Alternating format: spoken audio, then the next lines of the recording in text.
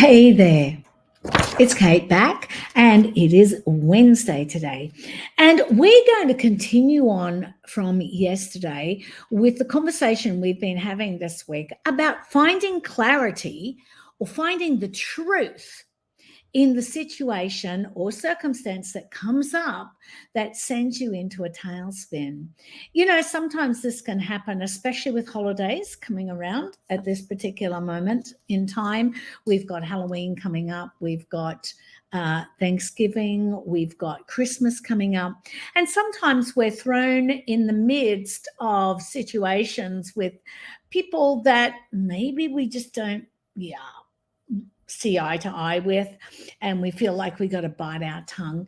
And so learning to handle these situations and looking at these examples that I'm going to give you that are going to help you to do this is really important, because you're going to sail through those holidays a lot better and feeling a lot more comfortable, understanding that you're not necessarily responsible for somebody else and how they behave or what they do, that you can actually have clarity in your mind about the whole situation.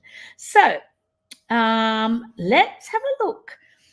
Yesterday, we finished with setting boundaries. So today, we're going to start at the next point, and that is breaking it down. If a situation feels overwhelming, break it down into smaller, more manageable parts. Addressing one aspect at a time can make it easier to find clarity. Now, in saying that, what am I saying? Sometimes, and let's address the holidays, okay? There isn't one of us that hasn't turned up to a family situation where, maybe your brother-in-law rubs you the wrong way, or somebody is there that, is just not your cup of tea, right? If we can break down before we get there and break it down into smaller bits and have a look at the whole situation, we can actually make our part a lot easier. A long time ago, I learned that how somebody else wants to behave, how somebody else wants to act is not my responsibility. And I can be kind, I can be gracious, but I don't have to receive that. I also don't have to argue back. I can actually excuse myself and go to another part of the room. Or I can just say, oh, that's good, and move on. But when we actually look it down and break it down, we're actually setting boundaries not only for other people and their invisible boundaries, but we're setting boundaries for ourselves. We're saying we're not going to cross certain boundaries because that's not how we want to be. That's not how we want our thoughts to go. That's not where we want to go. We don't want to go to the last time this negative situation happened and behave the same way. We want to change things. So by breaking it down ahead of time and having a look at that situation and saying, well, how can I handle that better? And what can I do? Every small step matters. Gather information. Seek out additional information or facts related to the situation. A lack of information can lead to uncertainty and confusion. Do you know, I had a really great conversation with somebody, in the last year sometime. And I'd always perceived this person one way. And I had felt upsetting thoughts from our conversations sometimes. I'd always tried to keep my cool, but I always went away having felt like I'd had a negative experience, until one day, instead of me trying to be defensive and me trying to jump in there with my stuff and going, but, I just listened and I actually asked a question. And when I asked the question, I found out a whole lot of insecurities and hurt in the past that this person had, which caused them to be a little bit bowed up and defensive of themselves at all times. And when I came to understand that, it was much easier for me to understand and be kind, and also not to react in this situation. I could actually take in all of the bits because now I knew more information about why I felt so uncomfortable in that situation.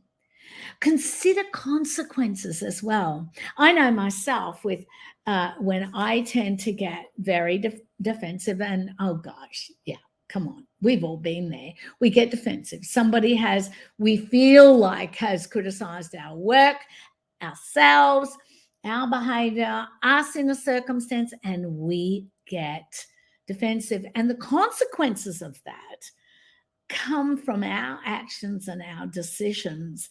And do you know, by considering how it's going to turn out in the end is very beneficial, because it leads you to not act from a place of inner conflict. It actually leads you to act from a place of having thought about it, and you're going to get a better result always.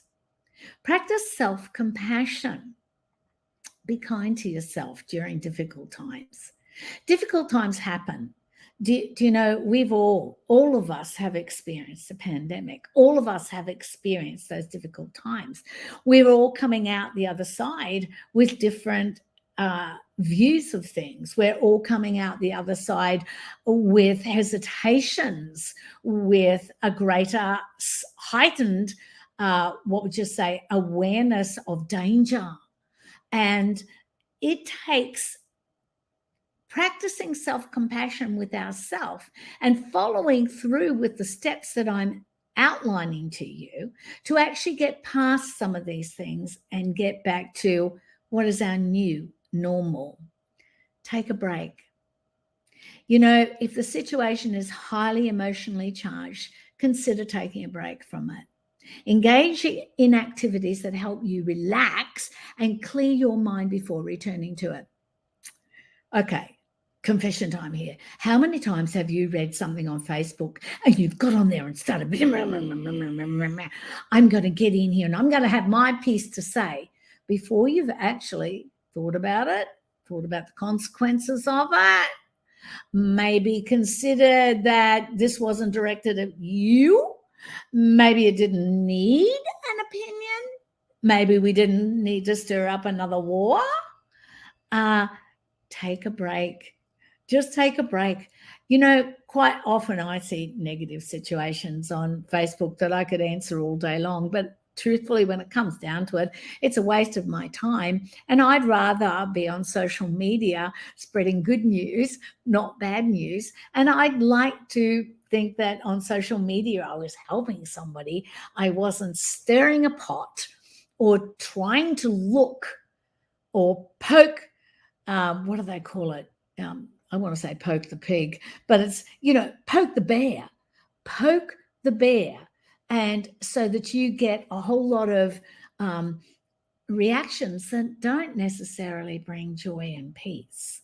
Think about that. Think about that. Take a break before you actually start typing away. Consult a professional. I think I said this before during this, probably on day one on Monday, but a professional is always a good person. If you are really struggling with a negative situation, and honestly, when marriages break up, when relationships break up, when we have children going through difficult times, I wouldn't know anything about that, of course. Yes, that's very tongue-in-cheek. I do know a lot about that.